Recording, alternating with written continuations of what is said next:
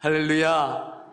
오늘 함께하는 우리 믿음의 모든 가족들에게 하나님의 풍성한 은혜가 임하시기를 축복합니다.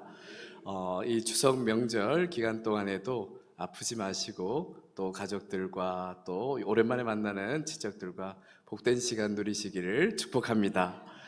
우리는 지금 이제 몇 주째 계속해서 이 5개의 물맷돌이라는 주제로 말씀을 함께 나누고 있습니다. 다들 기억하십니까?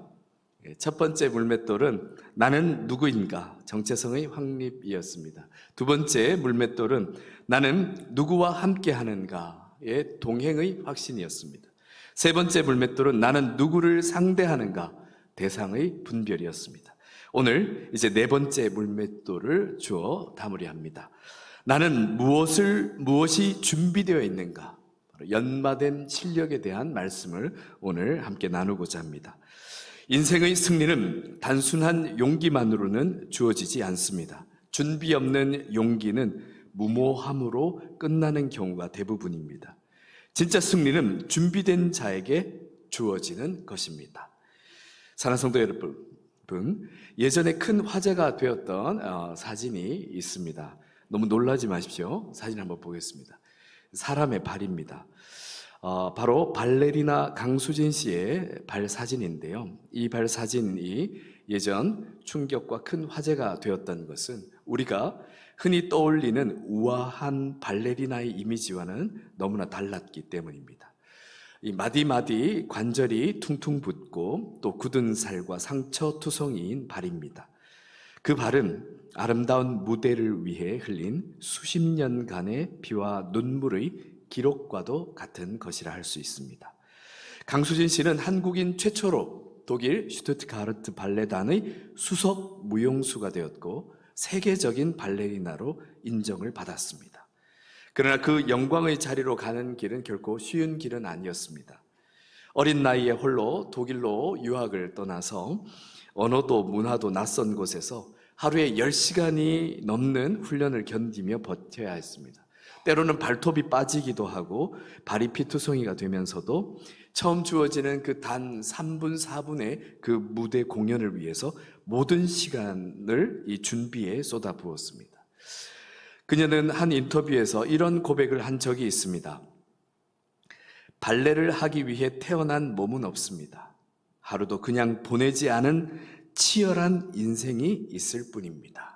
어떻게 살았는지를 대략 이 이야기에서 느껴집니다. 사랑하는 성도 여러분, 강수진 씨가 세계적인 발레리나가 될 수 있었던 것은 단순히 재능 때문만은 아니었습니다.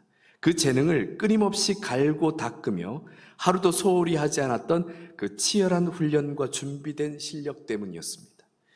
특히 무대에서 내려왔을 때 공개된 그녀의 상처투성이인 발은 우리에게 준비된 자만이 무대 위에서 진정한 아름다움을 드러낼 수 있다는 것을 보여주는 상징이 되었습니다.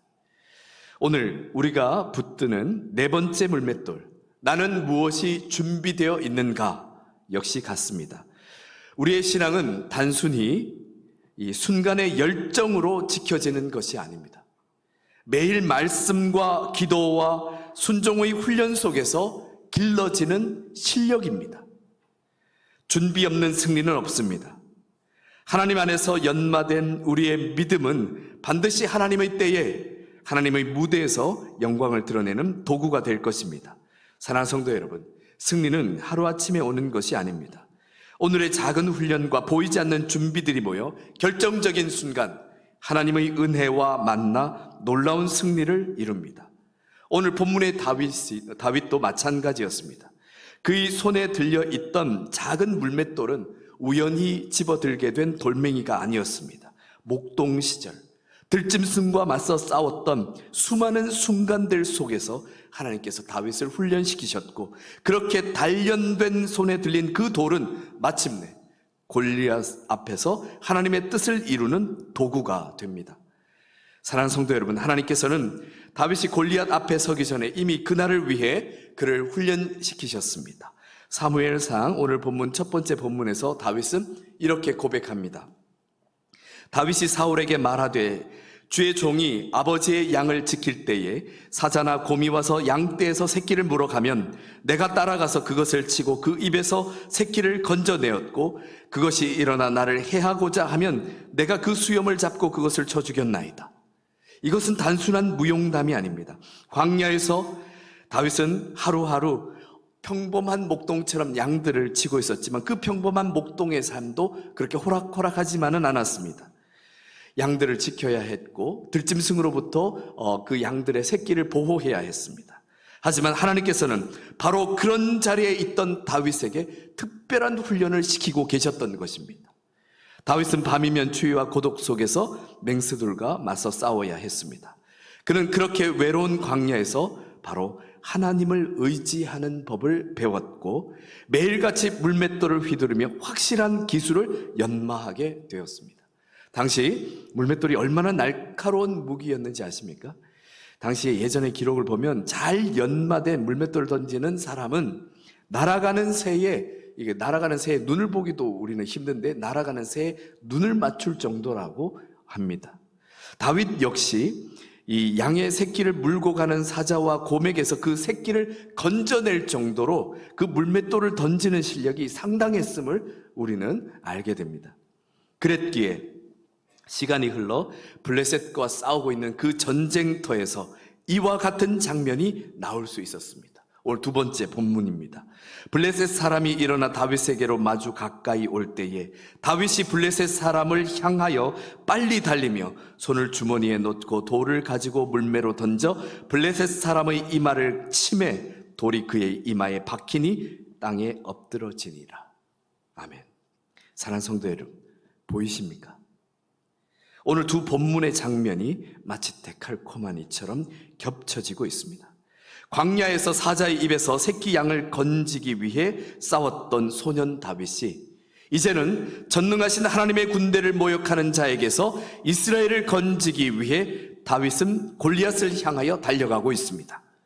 이는 오랜 훈련을 통해 다윗의 몸에 배이고 믿음 속에 새겨진 것이 드러나는 순간이었습니다. 사자의 울음소리가 골리앗의 고함 소리로 바뀌었을 뿐, 곰의 발톱이 골리앗의 창과 칼로 바뀌었을 뿐, 이 싸움의 본질은 똑같은 것이었습니다. 다윗이 손에 집어든 물맷돌은 결코 단순한 돌멩이가 아니었습니다. 광야에서 이미 수없이 던져보았던 사자와 곰을 쓰러뜨렸던 바로 하나님의 단련된 무기였습니다. 다윗을 제외한 그 전장에 있던 모든 사람들은 이 골리앗을 바라볼 때 그저 크고 두려우며 위협적인 존재로만 느끼고 바라보았습니다. 그도 그럴 것이 그 거대한 키와 덩치 그리고 무시무시한 무기는 이스라엘 전체 군대를 얼어붙게 만들기에 충분했습니다. 그러나 하나님의 손에 훈련된 다윗의 눈에는 달리 보였습니다. 다윗에게 골리앗은 상대하기 힘든 공포의 대상이 아니라 오히려 너무 커서 맞히기가 아주 쉬운 큰 관역같이 보였던 겁니다.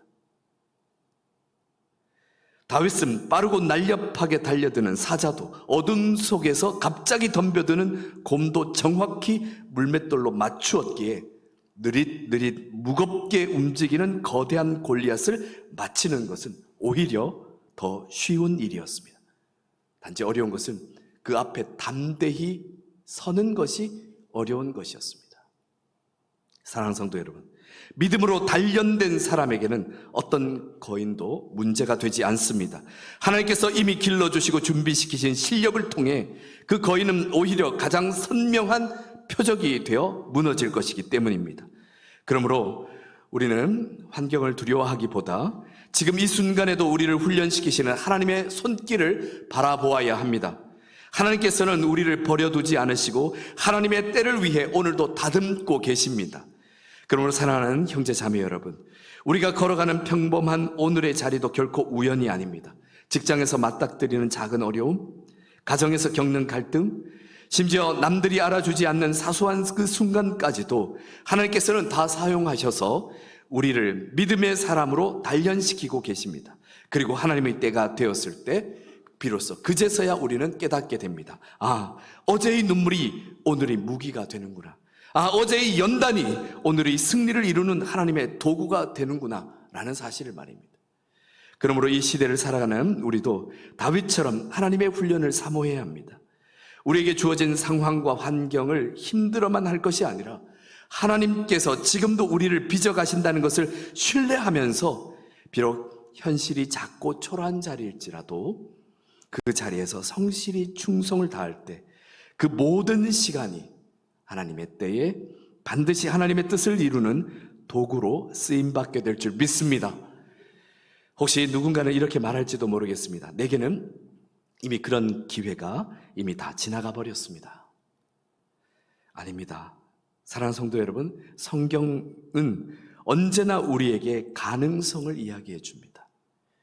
하나님께서 이스라엘을 애굽에서 인도해 내시기 위해 모세를 부르셨을 때 그의 나이는 이미 80세였습니다. 그리고 아브라함을 믿음의 조상으로 세우시고 언약을 이루신 때가 그의 나이 무려 100세 때였습니다. 사람의 눈에는 기회가 지나간 것 같아도 하나님 앞에서는 언제나 기회가 열려 있습니다. 그러므로 이미 기회가 다 지나갔다고 쉽게 낙심하거나 단정짓지 마시길 바랍니다. 하나님께서는 지금도 우리를 단련시키고 계시며 그 연마된 실력을 반드시 하나님의 뜻을 이루는 도구로 사용하실 줄 믿습니다. 그런데 하나님께서 우리를 훈련시킬 때 때로 우리가 감당하기가 쉽지 않을 때가 있습니다. 때로는 고통스럽기도 하고 때로는 억울하기도 하고 외로운 눈물을 흘리는 그 시간을 지나가게도 하십니다. 그러나 그때 우리가 더욱 확실하게 붙들어야 할 진리가 있습니다. 그것은 하나님께서는 언제나 우리와 함께하고 계십니다 라는 그 사실입니다. 신명기 3장 16절에서 이렇게 말씀하셨습니다.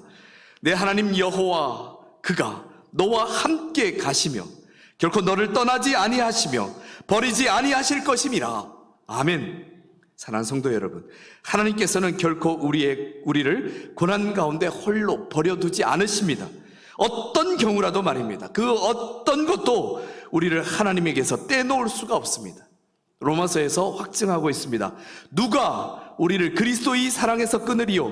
환난이나 곤고나 박해나 기근이나 적신이나 위험이나 칼이랴. 내가 확신하노니 사망이나 생명이나 천사들이나 권세자들이나 현재 일이나 장래 일이나 능력이나 높음이나 기쁨이나 다른 어떤 피조물이라도 우리를 우리 주 예수 그리스도 안에 있는 하나님의 사랑에서 끊을 수 없으리라. 아멘. 바로 이러한 하나님의 사랑이 예수 그리스도의 십자가에서 확증되었습니다. 그러므로 우리를 위해 자기 아들을 내어주신 하나님께서 결코 우리를 버리실 일이 없습니다. 그렇기에 혹시라도 우리가 고난에 처하게 될 때 우리가 겪는 고난이 하나님의 최종 응답이라고 생각하지 마시기 바랍니다. 현재의 고난은, 우리가 당하게 되는 그 잠시의 고난은 끝이 아니라 하나님의 선하신 뜻을 이루어 가시는 과정입니다. 우리가 잘 아는 요셉의 삶을 보십시오. 그는 형들의 미움으로 애굽의 노예로 팔려갔고 보디발의 아내의 모함으로 억울하게 감옥에 갔습니다. 그러나 요셉은 미움과 증오로 자신의 삶을 허비하지 않았습니다. 낭비하지 않았습니다. 그는 모든 상황에서 하나님께서 자신과 함께하고 계심을 믿었습니다. 그래서 성경은 반복해서 이렇게 증언하고 있습니다. 여호와께서 요셉과 함께하심으로 그가 형통한 자가 되었다라고 말입니다. 그리고 마침내 요셉은 애굽의 총리가 되었고 자신을 팔았던 형들을 드디어 다시 만나게 됩니다. 그 자리에서 이렇게 고백합니다. 당신들은 나를 해하려 하였으나 하나님께서는 그것을 선으로 바꾸사 오늘과 같이 많은 백성의 생명을 구원하게 하셨나이다. 아멘. 사랑하는 성도 여러분, 이 고백이 바로 그리스도인이 세상을 바라보고 삶을 대하는 자세입니다. 사람은 해하려 하지만 하나님께서는 그것조차도 선으로 바꾸십니다. 바로 이것이 우리가 처한 상황에서 혹 연단받게 되고 단련받게 되는 이 상황을 축복으로 여길 수 있는 눈입니다. 우리는 고난 속에서 원망할 수도 있고 힘든 상황 속에서 낙심할 수도 있습니다. 그러나 믿음의 눈을 가지시길 바랍니다. 믿음의 눈을 가진 사람은 고난을 하나님의 섭리 안에서 해석합니다. 고난을 단순한 불행이나 실패로 보지 않고 하나님의 훈련으로 해석합니다. 눈물 속에서도 하나님께서 무엇을 가르치시는지를 묻고, 막힌 길 앞에서도 하나님께서 이제 새롭게 어떤 길을 열어주실지를 기대합니다. 세상의 성공학은 자기 개발, 자기 관리, 자기 투자, 모든 초점이 나에게 맞춰져 있습니다. 그래서 자신의 능력과 의를 의지하며 스스로 성공을 쟁취하라고 가르칩니다. 이것도 일정 부분 가치 있는 일입니다. 하지만 안타까운 것은 시작부터 그 지향점이 잘못되었기 때문에 결국 그 끝은 자기 영광을 드러내는 데 머무를 수밖에 없습니다. 자기를 높이고자 하는 성공은 그리 오래 가지 못합니다. 결국 그 자리에 시간이 지나면 허무와 공허가 남게 됩니다. 그러나 우리 믿음의 길은 시작부터 방향이 다릅니다. 진정한 그리스도인은 자기 자신이 아니라 모든 것을 하나님께 맡기고 하나님의 영광을 위해 삽니다. 그렇기에 하나님께서 반드시 그를 끝까지 책임져 주셔서 세상의 성공과 같이 그렇게 허무하게 결코 무너지게 놔두지 않으십니다. 자, 그렇다면 그러한 하나님과의 동행에 그 성공을 얻기 위해 하나님께서 우리를 훈련시키실 텐데요. 그렇다면 이 하나님의 훈련에 우리가 어떻게 임해야 하겠습니까? 먼저 첫째는 고난도 원망하기보다 하나님의 섭리로 해석하는 것입니다. 지금의 어려움이 있다면 이것이 끝이 아니라 하나님의 뜻을 이루는 과정임을 믿는 것입니다. 그리고 두 번째는 하나님의 사랑을 더욱더 확실하게 붙잡아야 합니다.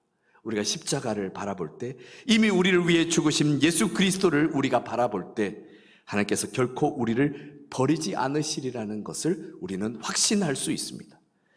세 번째는 하루하루에 우리의 주어진 작은 자리에서도 성실히 충성해야 합니다. 오늘의 눈물이 내일의 무기가 되고 오늘의 연단이 내일의 승리를 준비하게 될 것을 믿습니다. 사랑하는 성도 여러분, 하나님의 훈련은 어떤 경우에도 결코 헛되지 않습니다.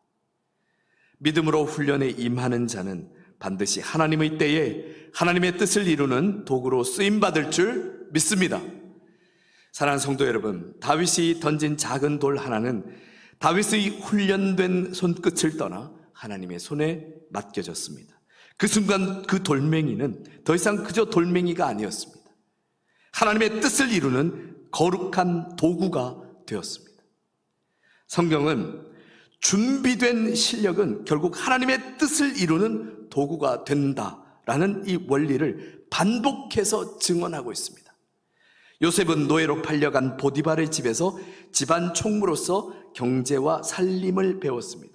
그리고 억울하게 잡혀간 감옥에서 죄수들을 관리하며 사람을 다루는 법을 배웠습니다. 이 모든 경험은 훗날 요셉이 총리가 되었을 때 완벽히 쓰임을 받게 됩니다. 그의 훈련은 헛되지 않았습니다. 오히려 많은 백성을 살리는 하나님의 도구가 되었습니다. 모세는 젊은 시절 애굽의 궁중에서 왕자로 자라며 당시의 학문과 그리고 군사 운영과 지휘를 익혔습니다. 그리고 도망간 광야 40년 동안에는 가장 중요한 하나님에 대한 전적인 순종을 배웠습니다. 그때의 훈련이 있었기에 그는 출애굽의 지도자로서 수백만 백성을 이끌 수 있었습니다. 인생의 전 과정이 하나님의 부르심을 위한 훈련이었던 것입니다. 사도 바울은 가말리엘 문화에서 탄탄한 학문을 쌓았습니다. 그리고 회심한 이후 그는 고난과 사역의 현장에서 또다시 새롭게 단련되었습니다. 그의 학문과 그리고 고난의 경험이 결합되어서 그는 이방 선교를 위한 택함받은 그릇이 되었습니다. 하나님께서는 그를 통해 이 복음의 지평을 이스라엘, 예루살렘이 아니라 전 세계로 그렇게 확장시키셨습니다. 이처럼 준비된 실력은 자신의 영광이 아니라 하나님의 부르심 속에서 하나님의 일을 이루는 도구가 됩니다. 이러한 역사는 성경에서 멈추지 않고 세계 역사에서도 계속됩니다. 마틴 루터는 대학에서 인문학과 신학을 철저히 배우며 준비되었습니다. 수도사로서 이제 고행과 성경 연구를 계속하면서는 결국에는 믿음으로 의롭다함을 얻는다라는 성경의 진리를 확실하게 붙들게 됩니다. 그는 라틴어에 능통했기 때문에 그 전까지는 많은 사람들이 성경을 직접 읽을 수 없었습니다. 왜? 라틴어를 읽을 수 없었기에. 그래서 바로 마틴 루터를 통해서 하나님은 그 성경을 번역하게 하셨습니다. 처음으로 자국어인 독일어로 성경을 번역하여서 평범한 백성들도 직접 성경 말씀을 읽고 하나님을 만날 수 있는 길을 열도록 하셨습니다. 하나님께서는 루터를 통해 성경에 기초한 신학과 성경 번역 등을 사용하셔서 종교개혁의 불씨를 일으키셨고 유럽과 세계 교회의 역사를 바꾸셨습니다. 이러한 역사가 이제는 일어나지 않고 있겠습니까? 아닙니다. 지금도 세계 곳곳에서는 일어나고 있습니다. 현대의 삶의 무대에서도 이러한 장면을 우리는 볼 수 있습니다. 우리에게는 익숙치 않은 스포츠이지만 미국에서 가장 유명한 스포츠는 바로 미식축구입니다. 제가 예전에 어학연수로 샌프란시스코에 잠시 머물 때에 마침 그 도시의 팀인 49ers가 슈퍼볼에서 우승을 차지한 적이 있습니다. 그날은 온 시내 전체가 난리였습니다. 환호하고 행진하고 무슨 일이 난 것처럼 난리였습니다. 마치 우리나라 2002년 월드컵 4강 진출했을 때와 비슷한 모습이었습니다. 미국인들에게 이 미식축구가 얼마나 열광하는 스포츠인지를 그곳에서 이제 똑똑히 목격할 수 있었습니다. 그만큼 그 경기 무대에서 스타가 된다는 것은 단순히 인기 있는 선수가 된다는 것을 넘어서서 사회와 문화 전체에 큰 영향력을 미칠 수 있는 위치에 서게 된다는 뜻이었습니다. 그런데 이러한 경기 무대에서 아주 특별한 선수가 주목을 받았습니다. 팀 티보라는 선수인데요. 그는 미국 플로리다 대학에서 활약하며 역대 최초로 가장 일찍 2학년 때 하이먼즈 트로피라는 대학 최고 선수상을 수상한 기록적인 스타였습니다. 그런데 그가 더 유명해진 이유는 단지 실력 때문만은 아니었습니다. 그를 많은 이들이 주목하게 됐던 것은 그가 경기 전후마다 이렇게 무릎 꿇고 기도하며 하나님께 영광을 돌렸기 때문입니다. 그래서 심지어 이 모습을 티보잉이라는 그런 신조어로 부르기 시작했습니다. 그렇게 부를 만큼 그 당시 미국 사회에 큰 파장을 일으켰습니다. 게다가 경기 중에 왜 선수들이 이 눈 밑에 검은 칠을 하잖아요. 이것을 아이 블랙이라고 하는데 이 햇볕 눈부심을 방지하기 위해서 이 밑에 칠하는 검은 칠에 그는 이렇게 글을 적었습니다. 요한복음 3장 16절이라고 말입니다. 요한복음 3장 16절의 내용은 하나님께서 세상을 이처럼 사랑하사 독생자를 주셨으니 이는 그를 믿는 자마다 멸망하지 않고 영생을 얻게 하려 하심이라. 아멘. 바로 복음의 핵심입니다. 이런 모습에 어떤 사람들은 조롱했습니다. 이러한 행동을 반대했습니다. 그래서 이후 대학 스포츠에서 메시지가 적힌 아이 블랙을 금지하는 이른바 티보 규정이 도입되기도 했었습니다. 그러나 항상 그는 언제나 어떤 인터뷰든 누구 앞에 나서든 항상 당당하고도 분명하게 고백했습니다. I just want to honor God with everything I do.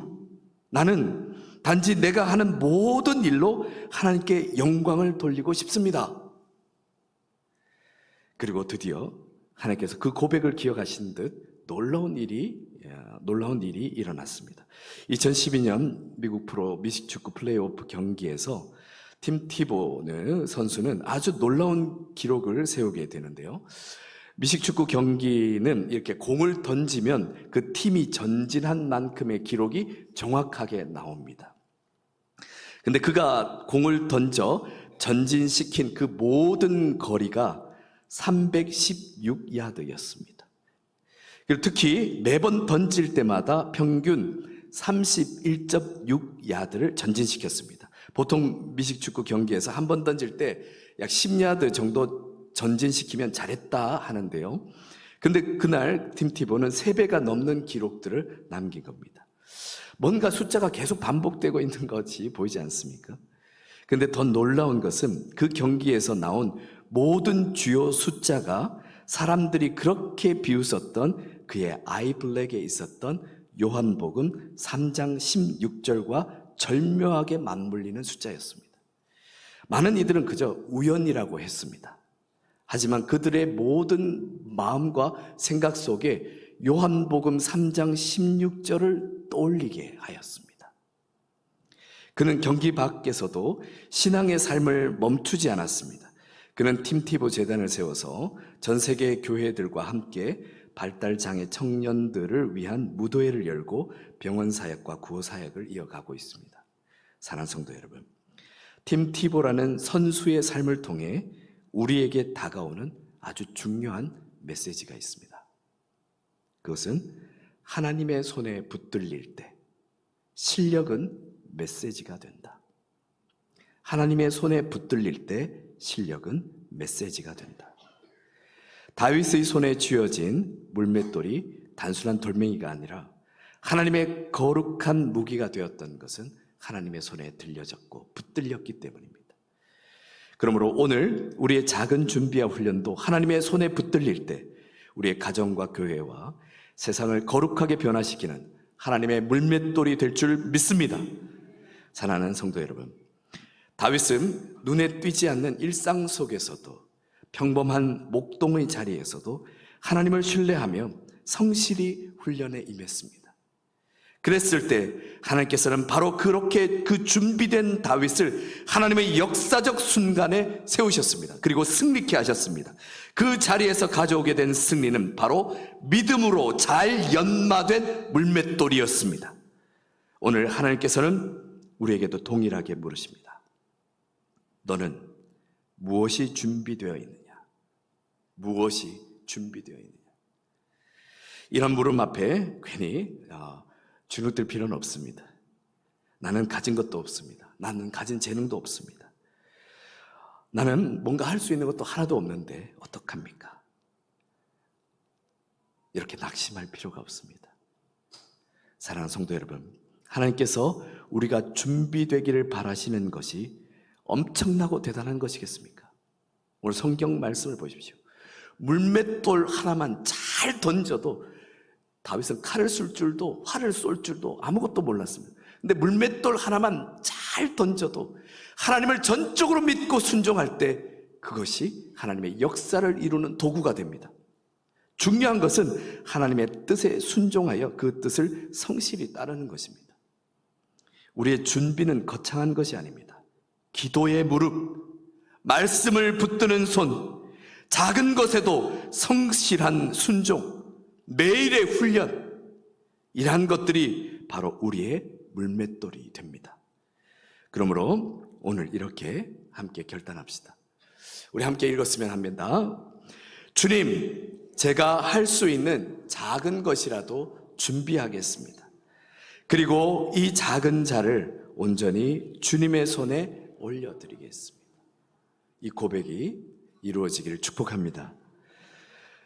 하나님께서는 우리의 진실한 준비를 사용하셔서 골리앗을 무너뜨리고 하나님의 뜻을 이루는 놀라운 역사를 나타내실 줄 믿습니다. 주님께서 사랑하시는 성도 여러분, 기억하십시오. 준비 없는 영광이란 있을 수 없습니다. 준비된 오늘이 없으면 내일의 영광도 없습니다. 믿음은 오늘 준비하는 것이고 구원도 오늘의 결단 위에 서 있습니다. 오늘의 준비된 저와 성도님들, 우리의 믿음이 하나님의 손에 붙들려 내일의 승리와 영광을 드러내는 도구가 되시기를 축복합니다. 함께 기도드리겠습니다. 은혜와 사랑이 풍성하신 하나님 아버지, 오늘도 말씀을 통해 우리의 삶을 비추시고 준비된 믿음의 길로 부르심에 감사드립니다. 주님, 다윗의 손에 들린 물맷돌이 우연한 돌이 아니었던 것처럼 우리의 일상과 작은 훈련 속에서도 주님은 우리를 다듬고 계심을 믿습니다. 오늘의 눈물과 고난, 보잘것없는 자리에서의 그 순종까지도 내일의 승리와 영광을 준비하는 하나님의 손길임을 고백합니다. 주님, 우리가 작은 것이라도 성실히 준비하게 하옵소서. 기도의 자리, 말씀의 순종, 성실한 훈련을 통해 하나님의 삶이 우리 손에 붙들리는 물맷돌이 되게 하옵소서. 그리고 그 작은 준비가 하나님의 큰 뜻을 이루는 거룩한 도구가 되기를 간절히 사모합니다. 주님, 준비 없는 승리란 없음을 우리 모두 기억합니다. 기억하고 주님을 붙들게 하옵소서. 오늘의 삶에서 성실히 준비하여 하나님의 때에 하나님의 무대에서 하나님의 영광을 드러내는 믿음의 사람으로 서게 하옵소서. 예수 그리스도 이름으로 기도드립니다. 아멘.